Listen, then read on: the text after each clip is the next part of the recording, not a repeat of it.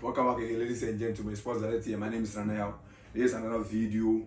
So, after months of or weeks of heartbreaks, after weeks of sad moments, after weeks of upside downs, and after weeks of happiness for some of the teams, we are almost at the end of the FIFA 2026 FIFA World Cup in the US, Canada, Mexico. This is the co-country, co-host. It's a co-host something. So that's the reason I mentioned the three countries. But the final will be mainly played in US. So we need to get into it. To be honest, I didn't see Spain making the final.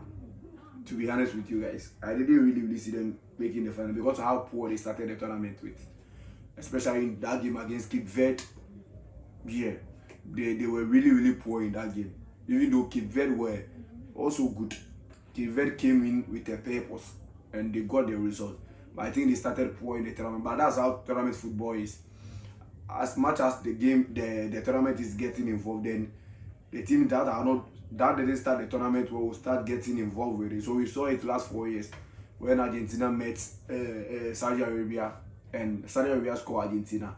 Argentina quickly have to change something about them, and then in the subsequent games you see them coming into the tournament and then went all the way to go and win it.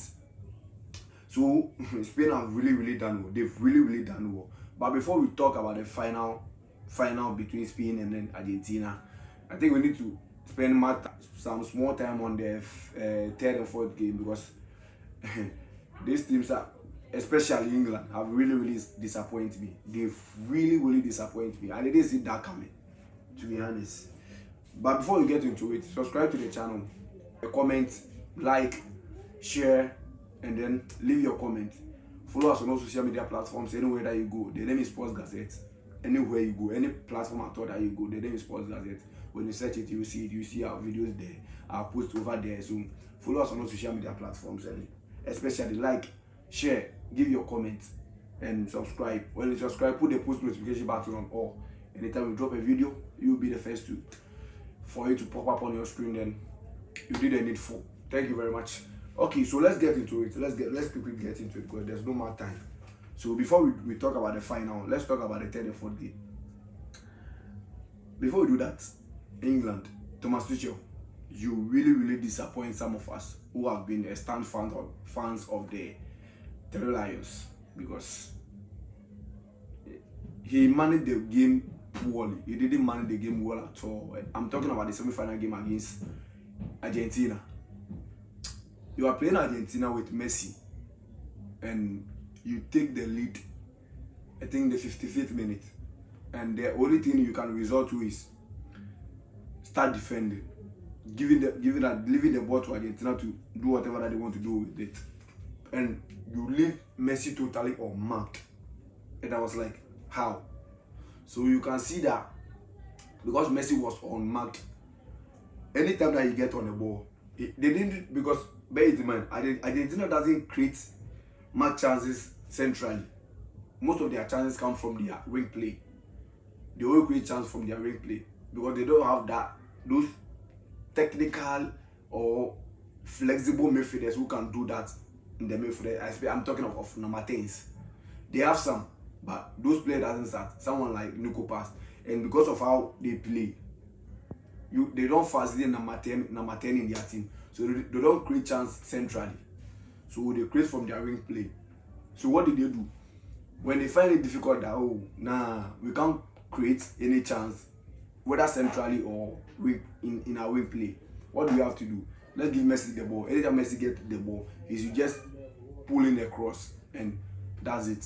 So you can see that in the game against England, after England took the lead and they resorted into defending, all that they were doing is anytime Messi get the ball, he just put it on his favorite foot or anywhere that he think is okay for him. Then they will do the crossing, and anytime they do the crossing, it's on target. If not for Pickford, that game might ended 5-4, 5-1 or 4-1. To be honest with you, because anytime that Messi prepping the cross, it's always on target. Always. The player will get the ball. So we saw the McAllister header. We saw the Molina header, the Tagliafico own. Which all were were parried away by Pickford. The goal, the equalizer was a result of crossing. Messi wanted to cross, but he found out that they've left this thing on mark, Enzo on mark. So what do you have to do? Let's give him the ball. You should try a shot, at least shoot. Let's see what will come out of it. And when he shoot, what did he get? He got the equalizer. I think when he got the Argentina equalized, Thomas Tuchel will change something again by doing what? Bringing in Rashford. Because you can't tell me that immediately you took a lead, then you sub one, you effect a substitution, then you brought on 3 defenders. How? In 55th minute? How? With Messi on the pitch? No. So even though you didn't realize that early, you've conceded and it's 1-1 now. What do you have to do? When Argentina were still dictating the game because England were defending, you can see that whenever that they bump forward, there are a lot of spaces at their back. And a lot of spaces, which when you have proper wingers on the field or proper wide forward players on the field, they can do something. Rashford is a pacey player. Perfect for that game. Saka, even though Saka is not fit, but he's also good. Madueke can do that. Even though we know his end product is not that good. But only one chance in the box. You know that Hurricane is there. Hurricane can do something. Jude Bellingham can do something. So I was really, really disappointed in Thomas Tuchel for making those decisions. Thomas Tuchel, of all people, should be knowing better. Because I think he's very experienced in the business. Very, very experienced, vast experience in the business. You've coached for almost 20 years now. Almost. I'm not saying 20 years exactly. On top of my head, that's what I can call. Almost 20 years. So you should at least knowing the right decision and the wrong decision. When you realizing that, oh, this is what we have to be doing, Argentina are far gone. The pendulum of the game have swung to Argentina's favor. Argentina were far gone. Because at that time it's 2-1. And Argentina were the one rather dictating. No, they won't resort to defending. They know how to defend very, very well. But they won't do that. Because they know that England too are also good. So if you give them the ball, they are going to kill you.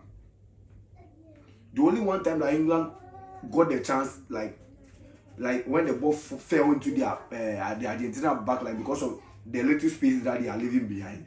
You saw it. They nearly got the equalizer again, making it 2-2. So that should tell you that immediately after you took the lead, you don't have to resort to defending. What do you have to do? Pump forward, keep on playing. I bet you that when the game was 0-0 even in the first half, you can't tell me that Argentina were miles ahead of England and England were miles ahead of Argentina. It was at par. The game was a very, very cagey game.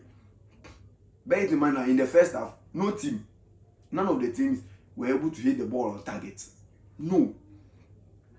So when you came in the second half, by Morgan Rogers and Anthony Gordon's brilliance, you took the lead. Keep on doing what we are doing right. Keep on doing it. And this Argentina team are very, very physical. And that's one of the problems that Spain will be having in the final. They are very, very physical because at the South America, that's how they play their game. That's what they believe in. That's what they think is right to do. So if you engage them in such battles, they will definitely win you. So you can see that. I think Enzo should have been red carded in that game. But that's how the game is. And the decision will go into your favor. So what do you have to do? Just keep on doing what we are doing right. By Thomas Tuchel, you really, really fought our hands. But the England FA saying they trust him for the 2028 Euros and probably the next World Cup. So let's see. I think he can still do the job. I think he can still do the job if they give him some very good time to work on it. Because I think he's been here for almost not that close. On chair, on chair. So I think he will do something good for them. But France were very, very disappointing in the game against Spain. To be honest, I don't know whether they registered a shot on target or not. They were very, very disappointing in that game. Nothing were working for them. Their midfield were too rigid. The midfield is too rigid. And immediately Saliba got hurt in that game. I told myself, no, this is going to be a very hell of a day for France. And we saw it. We saw it. So the third and fourth game, that's one of the most, I don't know how to say it. Game back when we hear world of football and third and fourth game for what? For what? The Euros, we don't play third and fourth game. The Champions League, we don't play third and fourth game. Even I think the AFCON, they are even deciding whether to start doing that or not. Because I understand that FIFA want to make money, because FIFA want to make money for their shortcomings and all those stuff. But actually, it's too much. It's too much. We are only here.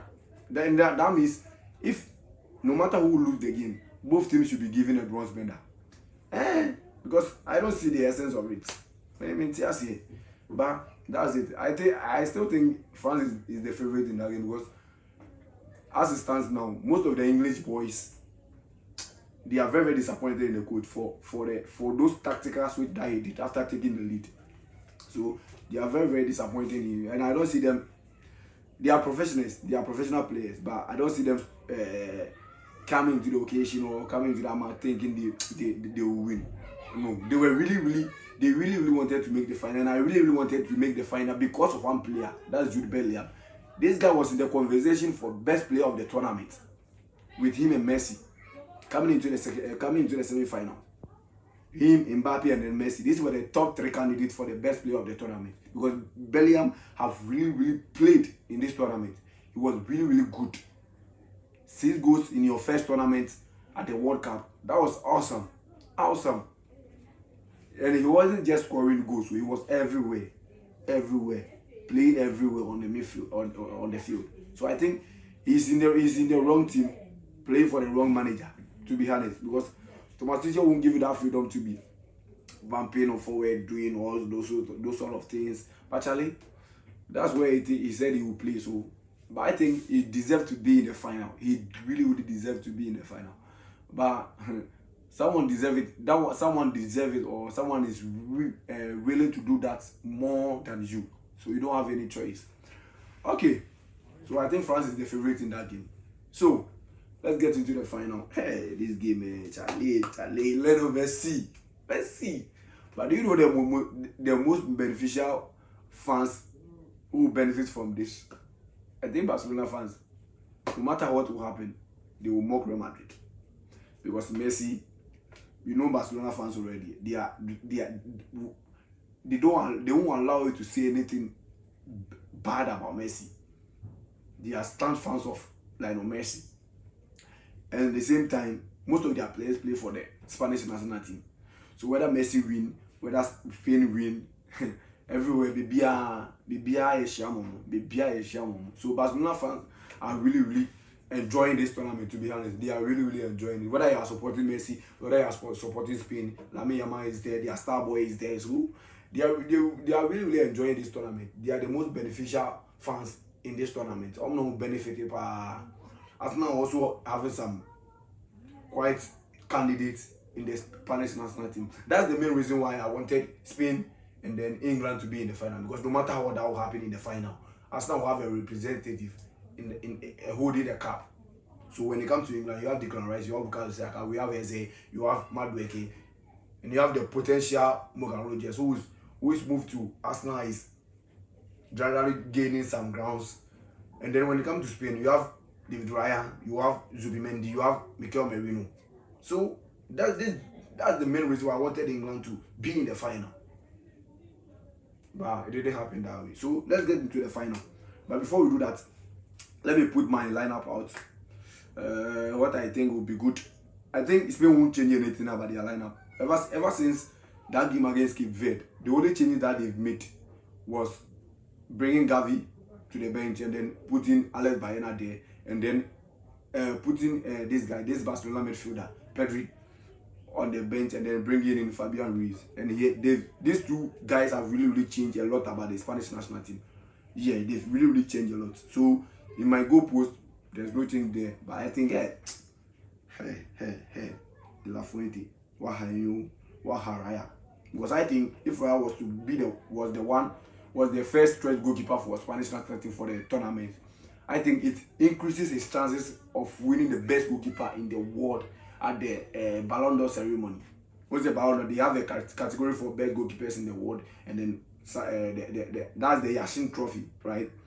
I think he was the favorite. He's still the favorite to win it because per his performance and under of the season under review, I think he's still the best goalkeeper in the world. But I think the World Cup would have increased his chances of winning it simple without competing it with anyone. But that's his choice that he wants to go with Unai Simons. That's not bad. You pull up a very fantastic save against Mbappe in the game against France, so that's okay. So Unai Simons in the post, my back four will not change. So the Laporte and then Kubasi. This pair has been fantastic. They've conceded only one goal in the whole tournament. You are saying, hey, yeah. You are saying, hey, yeah. Very, very true. They've conceded only one goal in the whole tournament. That was the goal scored by Belgium. Belgium was the one who scored that goal. Charles de Catalia. That equalized the goal for them, and Mikel coming on later on in the game to come and get them the win. So that's the only goal that they've conceded. They don't concede much chances. And Laporte has really, really surprised me because I think he was finished, to be honest. He was good. Laporte there, he has always been good. But I think because of how his career has been downside, leaving Manchester City and then going to Saudi Arabia to join Al Nassr and then coming back to Bilbao, it was a whole lot. Not because he's done, but that's what you get when you are playing under the right manager. Yeah, so him and Kubasi have been top. They've been excellent in this tournament. I think Kubasi will be the best young player of the tournament already. No argument about that. He has been also superb.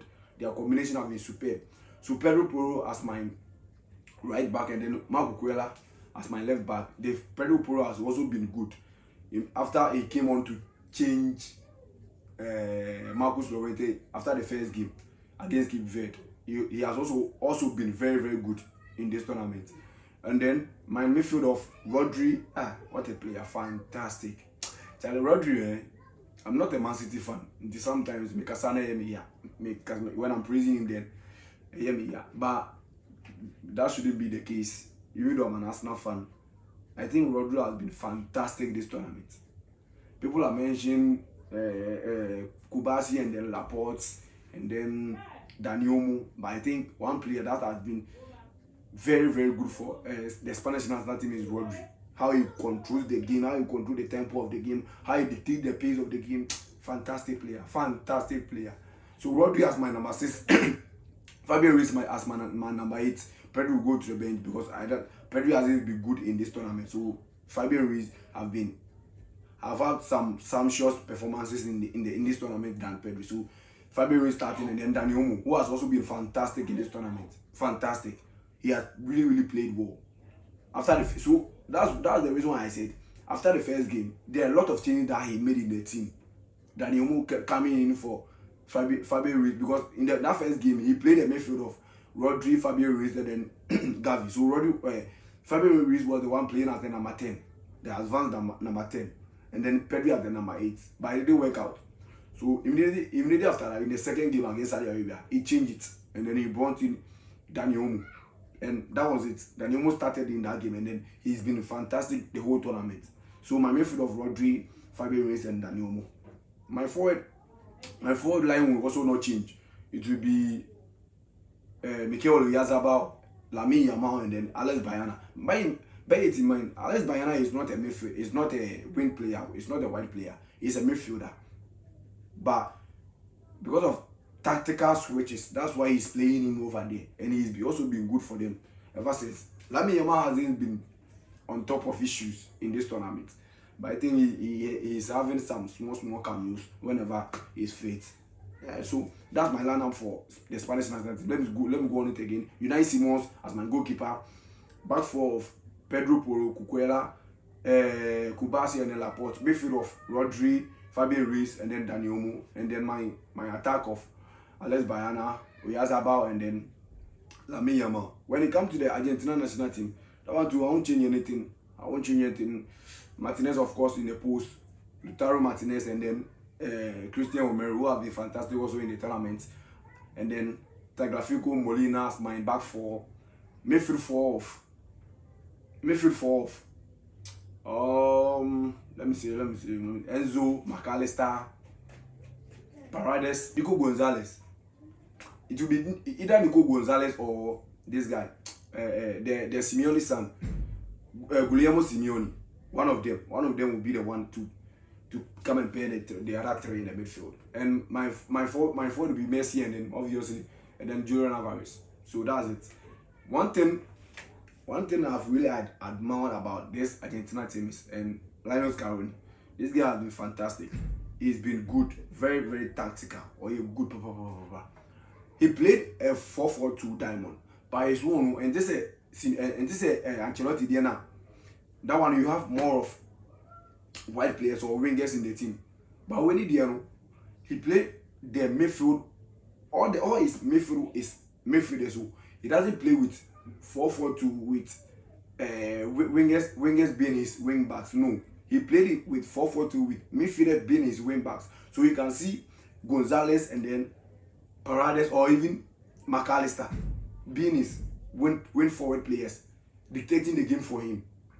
Ancelotti there now, it be 4-4-2 diamond, but you see, at the end of the day, you see Vinicius Junior, you see Rodrigo, or even Brahim Diaz, one of these guys playing as their wing back. That's what we had 4-4-2 diamond. But we're doing it different, and I think he's done very, very good. In the Spanish national team, what you can do better against them is you don't have to mark them. You don't have to mark them in possession before you get a chance against them. No, they are very, very beatable. They are very, very beatable. The Belgian national team showed you that this Spanish team is very, very beatable. What do you have to do? You have to utilize their chances, how they create chances. I think if Spain, Argentina will have any chance of winning this game, they don't have to concede first. Because when you concede first, that's where the Spanish national team are very good at. That's what they are very, very good at. The moment they take a lead or they score you one, they won't resort back and go and defend like the way England did against Argentina. They will now come into the game, get hold of the ball, they take the pace, they will pass the hell out of you. They'll be passing the ball around. They won't rush for the second goal. They will pass it around. When the opportunity arises, they get a second goal. Done. That's what happened in the game against France. The moment they scored the penalty, France they didn't give France chance to even play anything. They get on the ball. They were passing it around until the second goal opportunity arises. And they capitalize on it, and they score. Anytime that they get on the ball on the right hand side, with Pedro Porro drifting in as the winger, and then Lamine Yamal will come inside as the number 10. Daniel rather switching in as the forward player.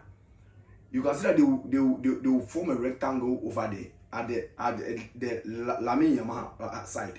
They will form a rectangle over there. So the moment that you see that, you have to know that there's a chance coming, and there's high possibility that when they get into the box, there will be a goal.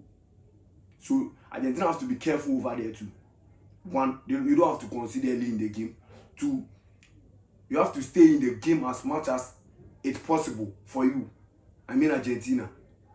Don't concede early. Don't concede first. Stay in the game as much as you can. If you do these three things, I think Spain are beatable. Spain are favorite going into the game, but they are also beatable, very, very beatable. Argentina, they are very, very experienced at this stage. They were here last 4 years. So don't forget, they were here last 4 years. They did it, and they are here again. So they are very, very experienced. In this tournament, they've been pegged back like 3 or 4 times already. So we saw it against Cape Verde. We saw it against Egypt. We saw it against England. And I think one match again. We saw it against Switzerland. In all those games, even in the game against Cape Verde, they score, Cape Verde equalized, they score, Cape Verde equalized, they score again, and then the game went on extra time. They went to win over there. That shows you how mentally they are. In the game against Egypt, Egypt scored them 2. It took them just 10 minutes to get the win with the comeback being complete. The game against Switzerland, they scored first, I think in the 7th or 9th minute, from a Messi corner kick. They scored, and then Switzerland equalized around 60 something. Yeah, if I'm right, around 60 something. They equalized that time, and Argentina were still in the game. They were still in the game. They weren't able to score at the regular time. So at the extra time, they went to score 3 goals. That's shows you how mentally they are. Very, very strong. They control movement. That's one of the things they are good at. You can score them 3, but it's a employer. No matter what, don't think say it's done, because they know how to control their movement very, very well. That's Argentina for you. So I won't be surprised if in the game against Spain, Spain can score them 2-0 or they can score them 1-0 and they will still come back because how mentally strong they are. In the game against England, that one I would say it was more of a mistake from Thomas Tuchel than brilliance from Linus Scaroni. Even though he did some things very, very right, but I think it was more of a mistake. So they came in that game and then did the comeback too. That should tell you how mentally sound they are. Mentally, they are very, very sound. Mentally, and they are much more experienced than Spain going into the final. Spain are favorites, but I won't be surprised if Argentina win this tournament because they don't fear anything. No. They just play freely. Like Messi said it after the game against England that when they are in trouble or when they are under the bus or they are at the edge of being eliminated from the tournament, that's where you see this Argentina team well.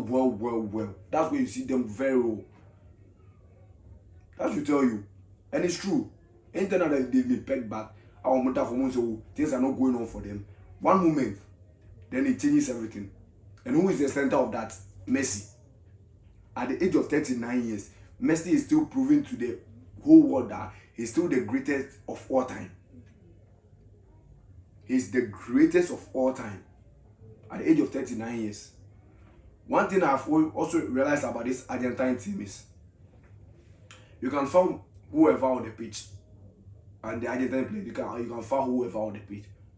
But the moment you foul Messi, everyone will come at you. They will devour you. The moment you foul Messi, they will come at you. That one there, they will very, very come at you.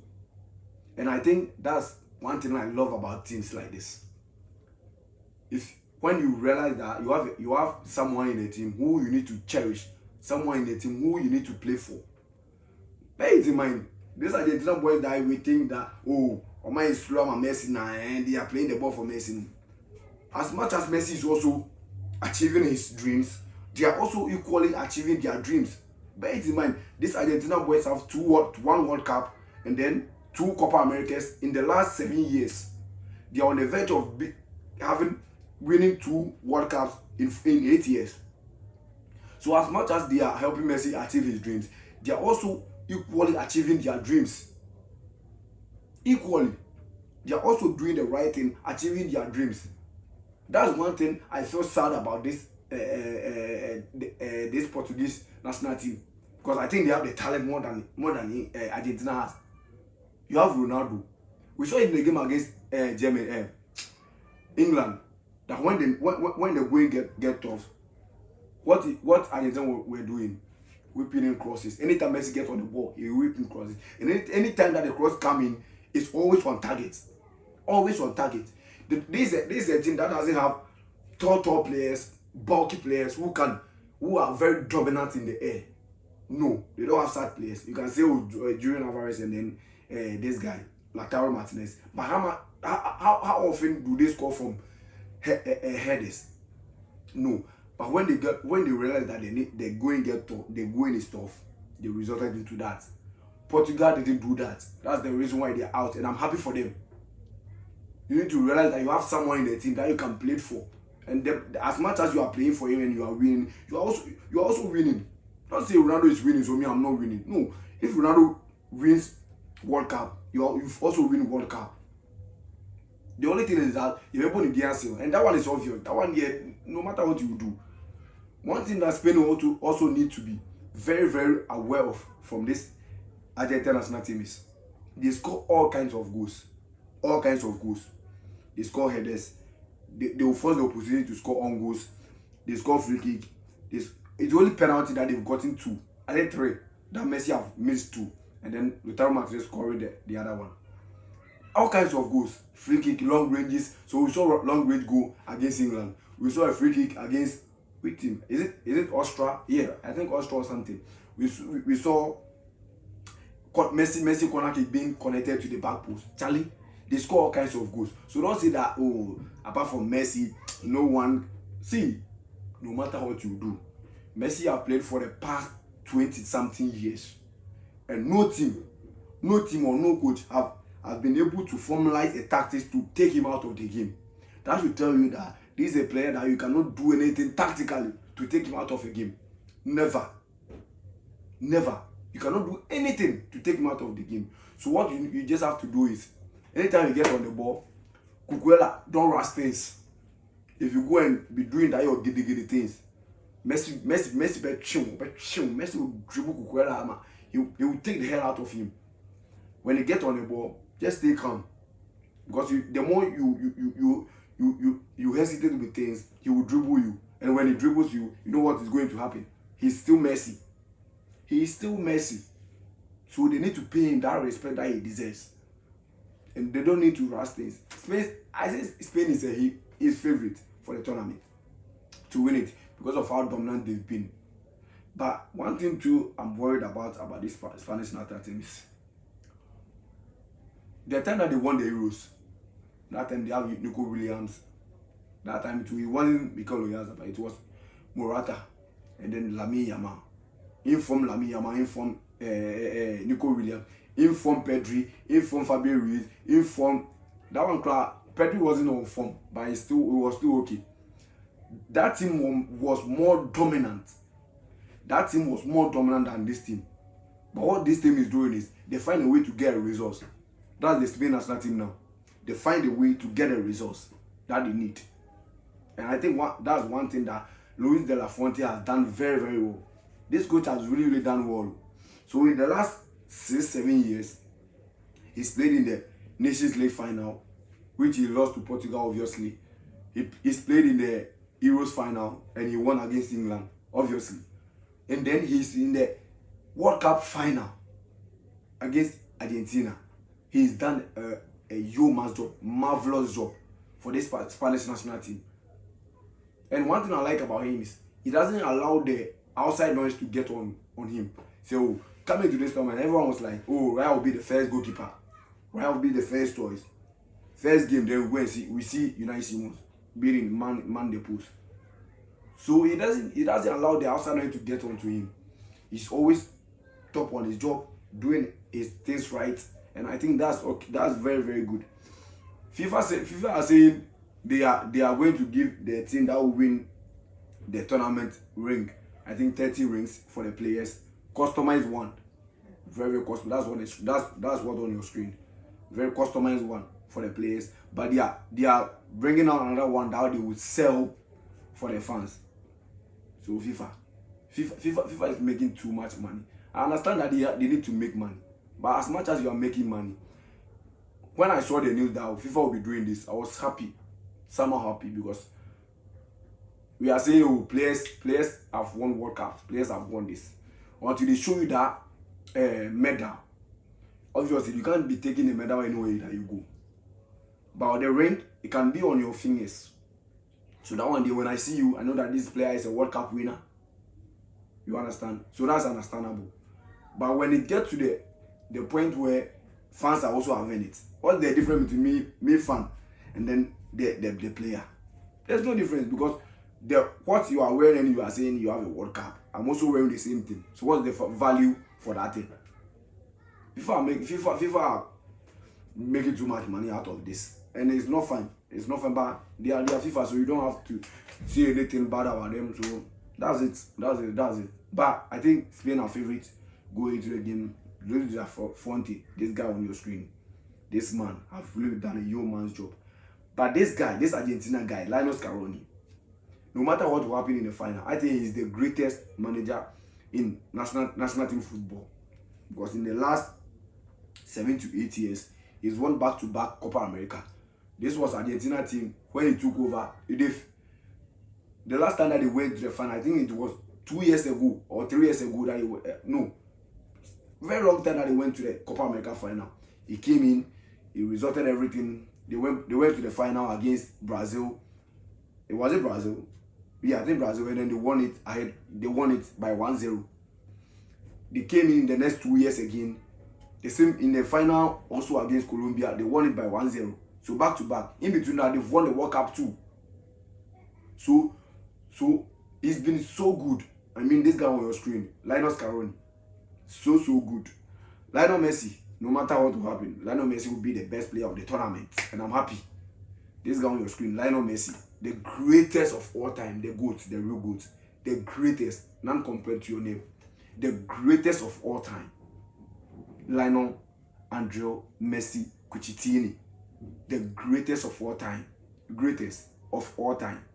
I don't know what to say about him again, because at age 39, he's still proving to the young players that I'm still good. What you are doing, I'm doing it better than you.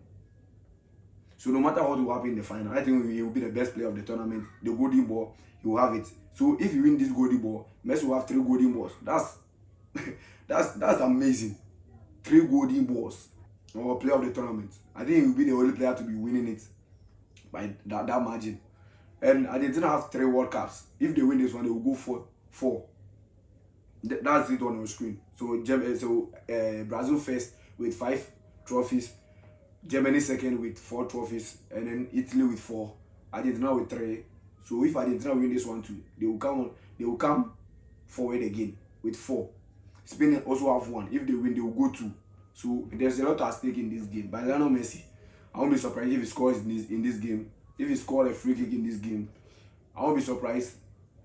As I've said once again, Spain are favorites, but they should get it at the back of their mind that they are playing against Messi's Argentina. They can do anything at any time. Messi is still Messi. They shouldn't underrate him. Messi is still Messi. They shouldn't try that. They shouldn't try that. Okay, Spain are favorites, but Argentina, I won't be surprised if Argentina win. If Spain will win, it will be marginally 2-1 or something. But if Argentina will win, it will be, I will predict 3-2 in favor of Argentina. If Argentina will win, 3-2 in favor of Argentina. But if Spain will win, 2-1 in favor of Spain. That's my prediction. Thank you very much. See you in the next video. Peace.